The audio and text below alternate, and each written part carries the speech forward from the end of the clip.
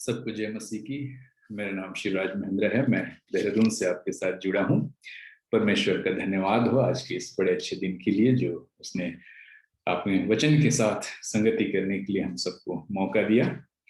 मैं धन्यवाद देना चाहता हूँ बहन प्रियंका जोसेफ और उनके टीम का, जिन्होंने होप टीवी इलाहाबाद की तरफ से मुझे आमंत्रित किया कि आज परमेश्वर के वचन के साथ मैं आपके साथ संगति कर सकूं और परमेश्वर के वचन का संदेश आपके तक पहुंचा सकूं। तो आप सबको बहुत बहुत धन्यवाद जुड़ने के लिए। आप सबका स्वागत है।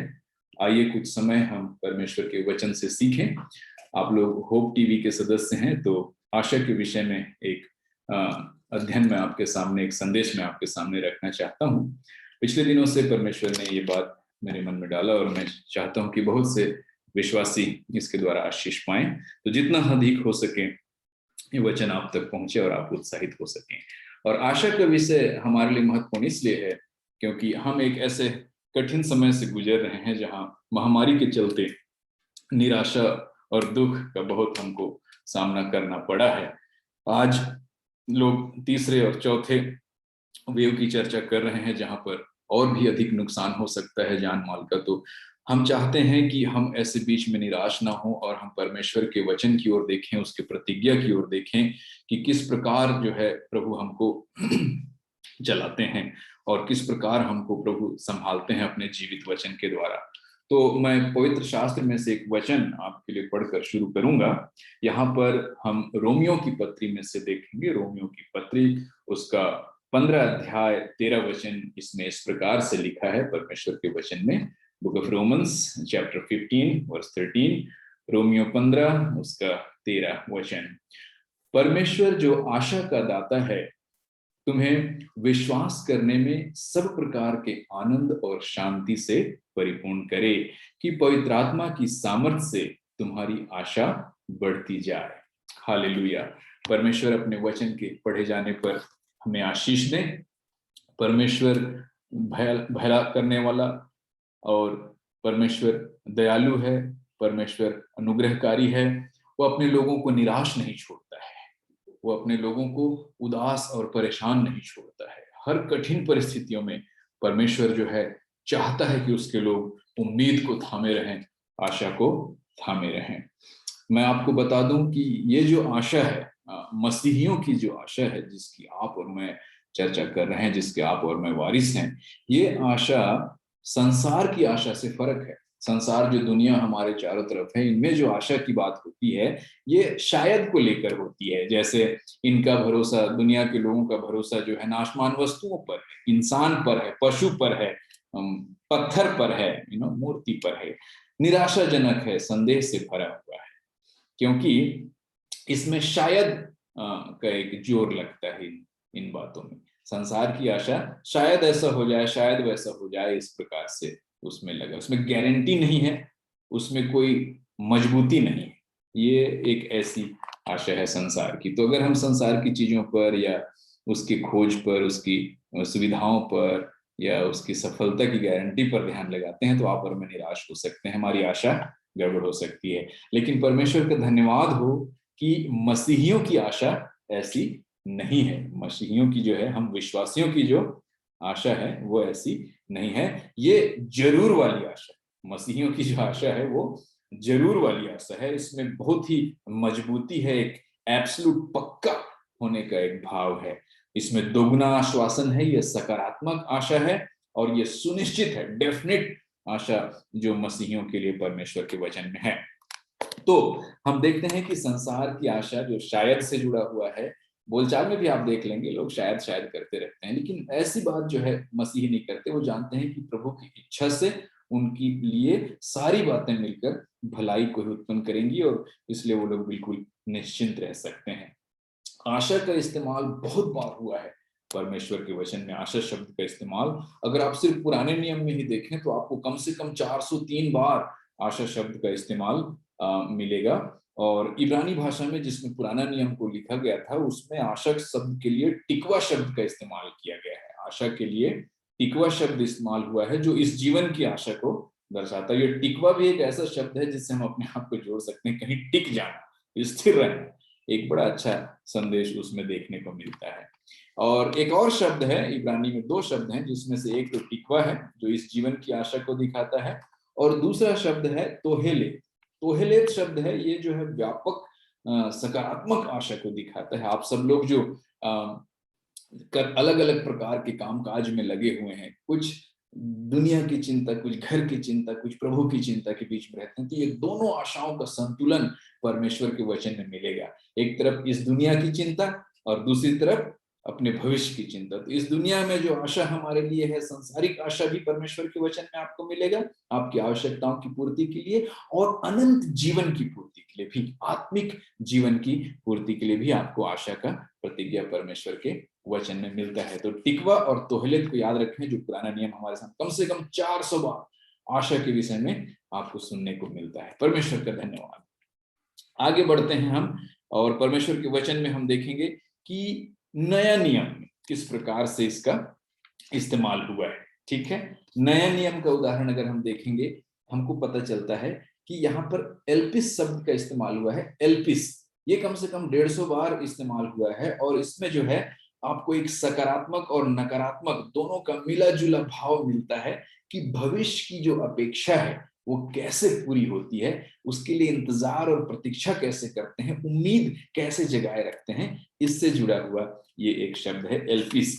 तो मसीह समझ जो है, हमारी जो अंडरस्टैंडिंग है मसीहियत आशा की, तो ये पुराने नियम के इब्रानी अर्थ जो कि ज्यादा सटीक और गारंटीड लगता है उस पर अधिक आधारित है, और उसी से नया नियम का भी शब्द का विकास हुआ है। तो हम नए और पुराने नियम के दोनों के शब्दों को देखते हैं, तो आशा जो है मसीहियों के लिए एक मजबूत शब्द है। कई उदाहरण आपको देखने को मिल सकते हैं बाइबल में भी, और मैं उसमें से पुराना नियम और नया नियम दोनों से मैं आपको उदाहरण दूंगा, और उसके बाद हम आज के संदेश की ओर बढ़ेंगे। संदेश की गहराई शब्दों को समझने में है। बहुत सारी बातें मैं आपको बता के छोड़ना नहीं चाहता, मैं सिर्फ इतना बताना चाहता हूं कि आप समझ लें कि परमेश्वर के वचन में नया नियम और पुराना नियम दोनों में अपने विश्वासियों के लिए एक अद्भुत आशा की जो प्रतिज्ञा की गई है, उसका यहाँ पर हमें आत्मसात होता है, ये हम देख पाते हैं। और ये विश्वासी जीवन के लिए बहुत जरूरी है, खासकर निराशाओं के बीच में।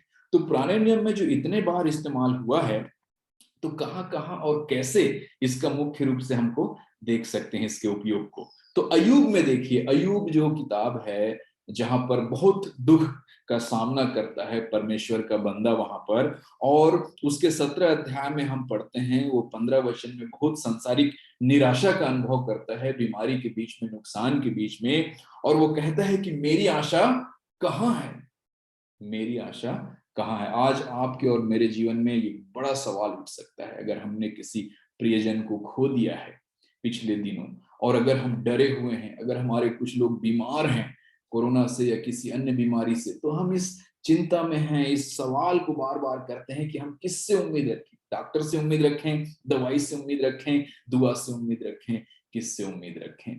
तो ऐसा एक सवाल अय्यूब भी अपने जीवन में किया, और हम जानते हैं कि उसके साथ क्या होता है बाद में, परमेश्वर कैसे उसके जीवन को फिर से आशीषित कर देता है। तो इसलिए हमको निराश होना नहीं है, सवाल कीजिए जरूर, लेकिन सवाल खुद अब आपसे कीजिए, परमेश्वर से कीजिए कि भाई प्रभु आपने मेरे लिए क्या आशा रखी है। तो अय्यूब का अनुभव आज हम में से बहुत लोगों का अनुभव हो सकता है, और आप और हम जो आज एक दूसरे को सुन पा रहे हैं, वचन की संगति कर पा रहे हैं, वो हम एक दूसरे को धन्यवाद दे करके ही कह सकते हैं कि हाँ, प्रभु ने आज हमको बचा लिया है, इसलिए हम दूसरों के लिए आशा और आश्वासन का कारण बने।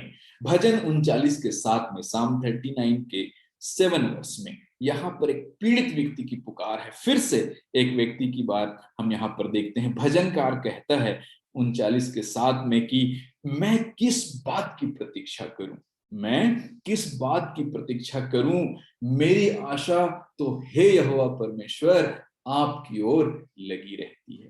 हालेलुया। परमेश्वर के इस जन के अनुभव को देखिए, चरवाहे से राजा बनने वाला एक खुदा का बंदा अपनी कठिन परिस्थितियों में कहता है कि मैं किस बात की प्रतीक्षा करूं, हे प्रभु, हे खुदा बाप, मेरी प्रतीक्षा, मेरी आशा तो आप पर लगी रहती है। तो इस प्रकार से हम देखते हैं कि पुराना नियम में बड़े बड़े दुखों को सहने वाले लोग, जैसे अय्यूब जिसने बीमारी को सहा, और दाऊद जिसने दुश्मनी के आतंक को सहा, उसके दुश्मन हो गए थे। ऐसे परिस्थितियों में वो धर्मी जन की आशा जो है देखने को मिलता है। निराशा का अनुभव होता है, निराशा के बीच में परिस्थितियां बदलती हैं, लेकिन धर्मी जन जो है अपनी आशा परमेश्वर पर लगाए रखता है। तो बहनों भाइयों, आपके और मेरे लिए पुराने नियम से यही संदेश है कि हम परमेश्वर की इस प्रतिज्ञा को थामे रखें, परमेश्वर की इस आशा को थामे रखें कि हम खुदा के लोग हैं और उसके कारण हम निराश नहीं हैं, निरुपाय नहीं हैं। और इस बात को नीति वचन के 10 अध्याय के 28 वचन में बहुत स्पष्ट कर दिया गया है। लिखा है कि इस प्रतिज्ञा को, ये जो प्रतिज्ञा है, जो परमेश्वर की वाचा है, जो उसमें लिखा है, देखिए कि धर्मियों को आशा रखने में आनंद मिलता है। हालेलुया। धर्मियों का आनंद कहाँ है? आशा रखने में है। और दुष्टों की आशा तो टूट जाती है।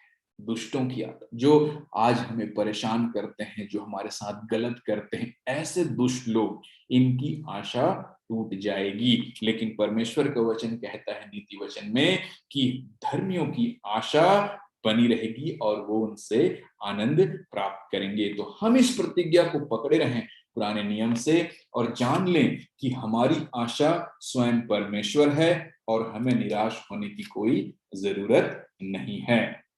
मैं आपको दूसरे उदाहरण की ओर ले जाना चाहता हूं आपका ध्यान, वो है नया नियम की ओर। नया नियम में किस प्रकार से इस पूरे आशा के विषय को विस्तार से समझाया गया है, और यही आज के संदेश की मुख्य बातें होंगी जो मैं आपके सामने रखूंगा। मैं आपके सामने 5 बातें रखूंगा आशा के विषय में, जो नया नियम से हमको सीखने को मिलता है।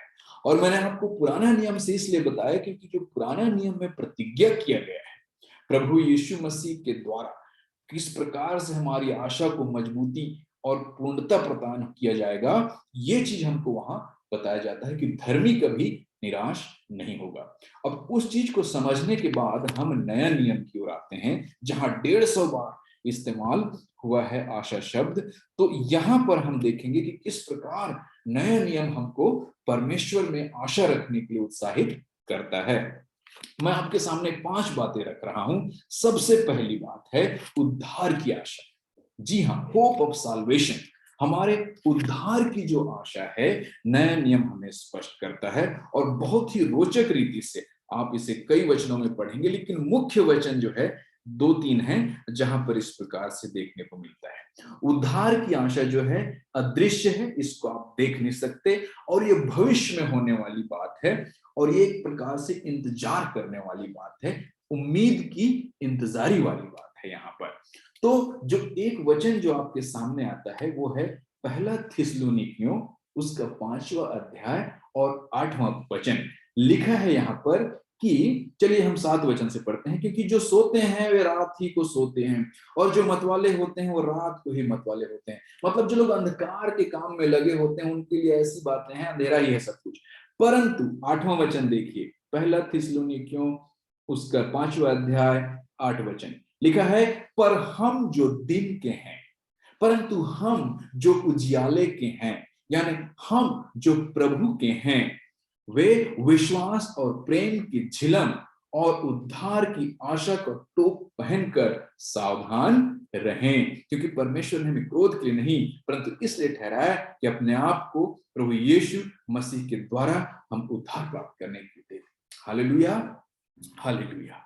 यहाँ पर हमारे उद्धार की आशा की चर्चा की जा रही है प्रभु यीशु मसीह के द्वारा, जो कि परमेश्वर के अनुग्रह से पूरा होता है। हमें जो है प्रेम की झिलम और विश्वास की झिलम पहनकर आशा का टोप धारण करना है। आशा का टोप, ये टोप जो है हेलमेट के समान है। टोप क्या है? हेलमेट के समान है। अगर दुर्घटना घटती है, अगर कोई बुरी बात आपके जीवन में आती है, तो उस समय आपकी कल्पना, आपकी बुद्धि, आपके ख्याल, आपके सोच की रक्षा आपके हेलमेट से होगा। और वो हेलमेट है आशा का हेलमेट, आशा का टोप। अगर आपके पास प्रभु पर आशा बनी रहेगी तो परिस्थितियां चाहे कितनी खराब हो जाएं, आप निराश नहीं होंगे। तो आपके पास में सबसे पहली आशा है उद्धार की आशा। रोमियो की पत्री में भी 8 के 23 में और 8 के 24-25 में हम इस बात को पढ़ते हैं कि किस प्रकार हमारे लिए उद्धार की आशा प्रभु ने रखा हुआ है। हालेलुया। एक तो ये हुआ। दूसरी बात जो मैं आपको बताना चाहता हूं, और मैं विश्वास करता हूं कि आपको प्रभु के विश्वास में उद्धार का अनुभव है, नए जीवन का अनुभव है। यदि नहीं तो साथियों, आज वक्त है कि हम इस मनन के दौरान अपने आप से पूछें कि क्या मेरा उद्धार हुआ है, क्या प्रभु ने मेरे जीवन को बचा लिया है, हाँ कि नहीं। और इस बात से हमारा भविष्य निर्धारित होगा, इस चीज को हम ध्यान दें। दूसरी बात जो मैं आपके सामने रख रहा हूं परमेश्वर के वचन में से, वो है पुनरुत्थान की आशा। ये है पुनरुत्थान की आशा, द होप ऑफ रिजरेक्शन। ये वो बात है जहां पर पौलुस जो है इसकी प्रचार करता है और इसके बारे में विश्वास करता है। पुनरुत्थान पर विश्वास करना एक कठिन काम है। सब लोग जी उठेंगे, सब लोगों का न्याय होगा, सारे मुर्दे जिलाए जाएंगे। इस बात पर विचार करना एक कठिन विषय लग सकता है, लेकिन प्रेरितों के काम के 23 अध्याय के 6 वचन में आप देखेंगे कि पौलुस, जो कि मसीहत का बहुत बड़ा प्रचारक था, है ना, बहुत बड़ा अगुवा, वो जो है इस पर विश्वास करता है और इसका प्रचार करता है कि हाँ, मुर्दों का जी उठना होगा, प्रभु उनको जिलाएगा और न्याय करेगा, और जिन्होंने अच्छे काम किए हैं, जिन्होंने प्रभु पर विश्वास किया है, वो स्वर्ग जाएंगे, और जिन्होंने गलत काम किया है, प्रभु पर विश्वास नहीं किया है, वो लोग जो हैं नरक में जाएंगे। तो ऐसा एक होने के लिए, न्याय होने के लिए जो है पुनरुत्थान होगा, जिलाए जाएंगे, चाहे वो धर्मी हो चाहे अधर्मी हो, सब के सब जिलाए जाएंगे ताकि परमेश्वर उनका न्याय करे। अब आपके और मेरे लिए सवाल ये है कि यदि हम विश्वासी हैं तो हमारा चाल चलन कैसा है, हमारा जीवन कैसा है। कठिन परिस्थितियों के बीच में क्या हमारे पास पुनरुत्थान की आशा है? क्या हमको लगता है कि खुदावंद हमको जिंदा करेगा और अपने साथ तख्त-ओ-ताज उधर आसमान पे अपने स्वर्गीय स्थान में हमें विराजमान कराएगा, सम्मान देगा? या हमको ऐसा लगता है कि हम नाउम्मीद हैं अन्य जातियों की तरह, पता नहीं हमारा क्या। अन्य जातियों में तो ऐसी मान्यताएं हैं कि मरने के बाद इंसान तो पत्थर बन सकता है, चूहा बन सकता है, जानवर बन सकता है। लेकिन हम विश्वासी लोगों के पास में ये आशा होनी चाहिए कि हमारा पुनरुत्थान होगा। ये एक मूलभूत विश्वास है बहन भाइयों, और इस विश्वास के बिना हमारा मसीह जीवन एक प्रकार से अधूरा है। तो यदि आपके पास उद्धार की आशा है तो आपके पास पुनरुत्थान की आशा भी अवश्य होगी। अब मैं आपका ध्यान तीसरी आशा की ओर ले जाना चाहता हूं। नया नियम के हम आशा का अध्ययन कर रहे हैं, उम्मीद का अध्ययन कर रहे हैं जो खुदावंद के लोगों के लिए है, जिसमें से तीसरी आशा है और महत्वपूर्ण आशा है धार्मिकता की आशा, होप ऑफ राइचियसनेस। धार्मिकता की आशा जो है, इसके बारे में हम गलातियों की पत्री में पढ़ते हैं 5 अध्याय के 5 वचन में। यहाँ इस प्रकार से लिखा है, क्योंकि आत्मा के कारण हम विश्वास से आशा की हुई धार्मिकता की प्रतीक्षा करते हैं। अब ध्यान से सुनिएगा मुझे, हम लोग चाहे जिस परिस्थितियों में सामना कर रहे हो, लेकिन हमें मसीह यीशु की धार्मिकता दी गई है और हम उसी धार्मिकता की प्रतीक्षा कर रहे हैं, बाट जोह रहे हैं, इंतजारी में हैं कि जब हमारा खुदावंद यीशु मसीह आएगा तो हमारी धार्मिकता की आशा पूरी हो जाएगी। अभी तो हम लोग धर्मी जीवन जीने में कठिनाई महसूस करते हैं, उसकी आज्ञा को पालन करने में कठिनाई महसूस करते हैं, बहुत सारे प्रेशर में रहते हैं, बहुत सारे टेंशन में रहते हैं, और हमको ऐसा लगता है कि हम शायद खुदा बाप को खुश नहीं कर पाएंगे। लेकिन ये धार्मिकता का स्वभाव है जो खुदा बाप को प्रसन्न करने का प्रयास करता है। ध्यान रखिएगा कि हमारी धार्मिकता केवल बाहरी दिखावे में नहीं है, केवल आंख बंद कर लेने में या हाथ जोड़ लेने में या माथा झुका देने में या कान पकड़ लेने में हमारी धार्मिकता नहीं है। कई लोग सोचते हैं कि ये सब बाहरी दिखावा करने में धार्मिकता है। बहन भाइयों, ध्यान रखिए कि मसीह की सच्ची धार्मिकता प्रभु यीशु मसीह को धारण करने में।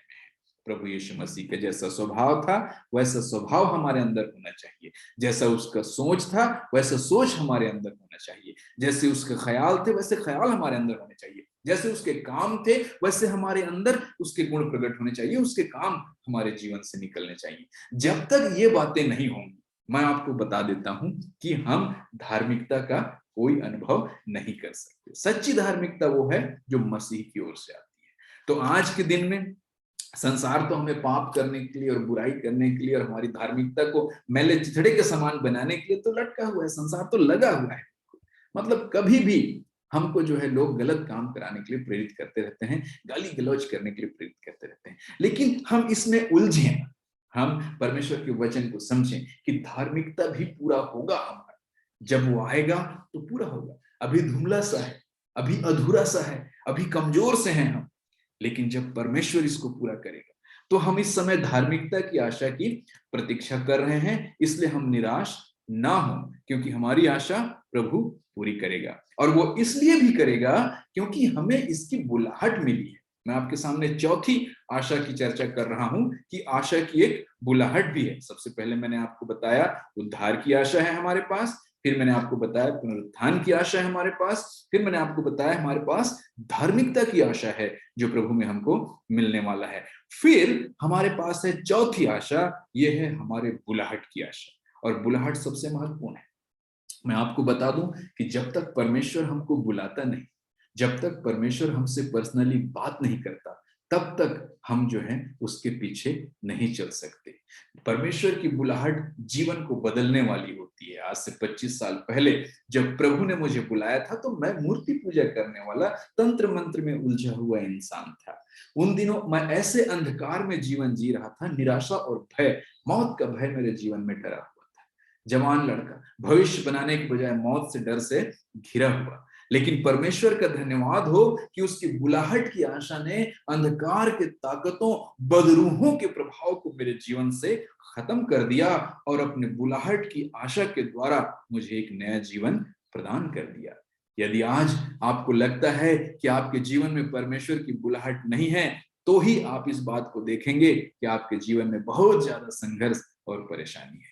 लेकिन अगर आप जान जाएंगे कि आपको परमेश्वर ने बुलाया है, जैसे कि इफिसियों 4:4 में लिखा है कि हमारी बुलाहट की एक ही आशा है और वो है परमेश्वर। क्योंकि पहले तो हम प्रजा नहीं थे। पतरस हमको बताता है कि जब हम अविश्वासी थे, प्रभु को नहीं जानते थे, तो हम उसके लोग भी नहीं थे, उसके परिवार के सदस्य भी नहीं थे।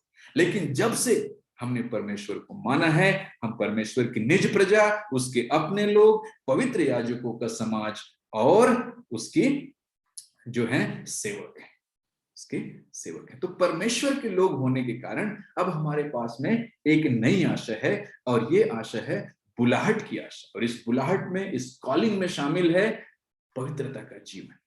यदि हम आज पवित्रता का जीवन जीने का प्रयास कर रहे हैं, तो वो निश्चय ही पवित्र आत्मा का आशीर्वाद हमारे जीवन में है। देखिए, पवित्र आत्मा को समझना होगा जीवन के हर कदम में। जो अगर आप झूठ बोलने से बच रहे हैं, किसी को ठगने से बच रहे हैं, किसी को लूटने से दूर हैं, अगर आप किसी प्रकार की बुराई, गलत काम और दूसरे के नुकसान में हिस्सा नहीं ले रहे हैं, तो समझ लीजिए कि आप आत्मा के चलाए चल रहे हैं। और आत्मा के चलाए चलने के द्वारा ही आप नशा पान से मुक्त होकर, बुराइयों से मुक्त होकर, हर प्रकार की उलझाने वाली चीजों से मुक्त होकर, शराब और सिगरेट और हर प्रकार के ऐसे शरीर के नुकसान करने वाली नशे की चीजों से आप दूर होकर अपने आप को लगातार पवित्रता की ओर लेकर जाएंगे। और लिखा है वचन में कि बिना पवित्रता के कोई परमेश्वर को नहीं देख सकता। तो हमारी बुलाहट की आशा जो है इस बात पर टिकी है कि हम एक पवित्र जीवन जी रहे हैं या नहीं। आज मैं आपको बताना चाहता हूं, परमेश्वर की आपके जीवन में यही इच्छा है कि आप एक पवित्र जीवन जीने के लिए अपनी बुलाहट की आशा को थामे रहें, क्योंकि ये बुलाहट परमेश्वर की ओर से है। वही कहता है कि पवित्र बनो क्योंकि मैं पवित्र हूं। और इस बात को अगर हम समझ जाएंगे तो फिर हम आखिरी बात को भी समझ जाएंगे। और आज का आखिरी बात जो मैं आपके सामने रखना चाहता हूं वो है अनंत जीवन की आशा, इटर्नल लाइफ की जो होप है, आशा है, वो है। और ये क्या है? ये भी आपके मैंने सामने 4 बातें रखी हैं, और इन चारों आशाओं को हम नया नियम में पाते हैं जो पुराने नियम पर आधारित हैं, और उसको नए और विस्तार के साथ में हमें एक मजबूत विश्वासी जीवन जीने के लिए दिया गया है। उद्धार की आशा है हमारे पास। सारी परिस्थितियों के बीच में जब हम अपने उद्धार का अनुभव रखते हैं, हम बिल्कुल निराश नहीं हो सकते। फिर हमारे पास पुनरुत्थान की आशा है। बीमारी से मत डरिए, अगर हम मर भी जाएंगे तो परमेश्वर हमको राख से उठा सकता है और नया जीवन दे सकता है। अगर हम मिट्टी में मिल भी जाएं तो भी परमेश्वर हमको पुनरुत्थान की आशा में लिए चलता है। तीसरी बात मैंने आपके सामने रखी, धार्मिकता की आशा है। अपने प्रयास करके, तीर्थाटन करके, यहाँ वहां जाकर के मत्था टेक करके हम धर्मी नहीं हो सकते, लेकिन परमेश्वर के अनुग्रह से हमारा उद्धार हुआ है और यीशु मसीह की धार्मिकता में हम परमेश्वर के आगे धर्मी गिने जाते हैं। ये सौभाग्य केवल मसीही विश्वासियों को है दोस्तों। और चौथी बात मैंने आपके सामने जो रखी वो है बुलाहट की आशा। इन सब का अनुभव हम तभी कर पाते हैं जब हमारे जीवन में परमेश्वर की बुलाहट, और बुलाहट इसलिए है कि हम पवित्र जीवन जिए, और पवित्र जीवन इसलिए जिए हम ताकि अनंत जीवन हमारा हो। ये पांचवी बात मैं आपके सामने, पांचवी प्रकार की आशा रख रहा हूं। हम पढ़ते हैं तीतुस में लिखा है, बहुत ही महत्वपूर्ण पत्री है, छोटा पुस्तक नया नियम में, लेकिन आप वहां पढ़ेंगे तीतुस ने लिखा है कि अनंत जीवन की आशा परमेश्वर की प्रतिज्ञा है। क्या है? अनंत जीवन की जो आशा है वो परमेश्वर की प्रतिज्ञा है। हम आशा के कारण परमेश्वर के वारिस बनते हैं। हालेलुया। आशा के कारण, उम्मीद के कारण हम खुदा बाप के संतान बनते हैं, उसके वारिस बनते हैं। तो हम कैसे इस चीज में अपने आप को ढालें? आज की कठिन परिस्थिति में मैं आपको बताना चाहता हूं, निराश होना बहुत आम बात है, लेकिन विश्वासियों के लिए कई प्रकार की आशाएं हैं, कई प्रकार की उम्मीदें हैं जो खुदा बाप ने अपने जीवित कलाम में दे रखा है। तो आप और मैं इस बात को समझ लें कि चाहे हमारी सिचुएशन जैसी भी क्यों ना हो, परिस्थितियां जैसी भी क्यों ना हो, हम निराश ना हो। पिछले दिनों में 1 महीने बीमार था और मैंने प्रभु से कहा, प्रभु मेरे जीवन के लिए क्या आशा है? इतना सारा काम बाकी है, अभी किताबें लिखने, पढ़ाने, ट्रेनिंग देने, बहुत सारी कुछ, परिवार इधर उधर, क्या यही समय है? क्या सब समाप्त हो जाएगा? क्या आपने मेरे जीवन से अपना काम पूरा कर लिया? और कई बार प्रभु जवाब नहीं देता, लेकिन हमें सुनाई देता है और समझ में आता है। क्या समझ में आता है? कि हमारी आशा पत्थरों पे नहीं है, लकड़ियों पे नहीं है, जिंदा खुदा पे है। हालेलुया। और जिंदा खुदा पर, जिंदा परमेश्वर पर जिनकी आशा है वो अनंत जीवन की आशा है। क्या कहता है कि यूहन्ना 3:16 में क्या पढ़ते हैं? बहुत फेमस वचन, बहुत प्रसिद्ध वचन है यूहन्ना 3:16 है।